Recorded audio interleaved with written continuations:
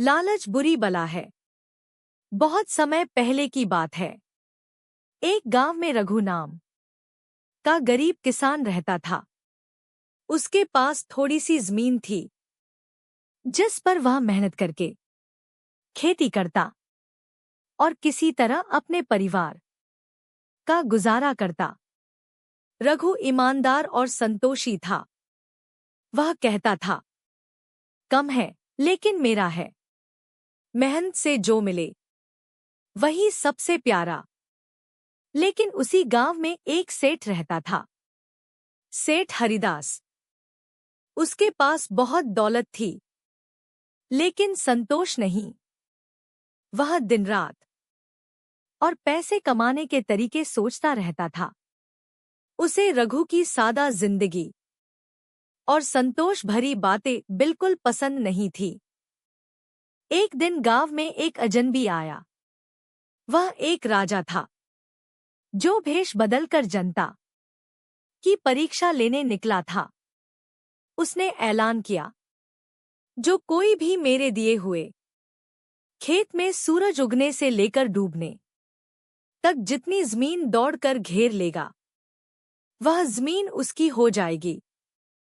पर शर्त यह है कि सूरज डूबने से पहले उसी जगह लौट आना होगा जहां से शुरू किया था। यह सुनते ही पूरे गांव में हलचल मच गई। रघु ने सोचा, मुझे जितनी जरूरत है उतना ही काफी है। मुझे इस दौड़ की कोई जरूरत नहीं। लेकिन सेठ हरिदास की आंखों में लालच चमक उठा। उसने सोचा, अगर मैं पूरा दिन दौड़ता रहूं तो बहुत सारी जमीन मेरी हो जाएगी। फिर मैं और अमीर हो जाऊंगा। अगले दिन सुबह सुबह सेठ हरिदास ने दौड़ शुरू की। वह तेजी से खेतों की ओर भागा, ज्यादा से ज्यादा जमीन पाने की लालसा में। वह एक टीले पर चढ़ा, जंगल तक दौड़ा और फिर एक बड़ी सी झील को घेरने लगा। धूप तेज हो गई, पैर थकने लगे, लेकिन वह रुका नहीं। उसके मन में बस एक ही बात थी, थोड़ी और जमीन, थोड़ी और। लेकिन उसे ध्यान ही नहीं रहा कि सूरज ढलने ही वाला है। जब वह मुड़ा और वापस दौड़ा, तो सांसें फूल रही थी, पैर कांप रहे थे। लेकिन वह दौड़ता गया, दौड़ता गया।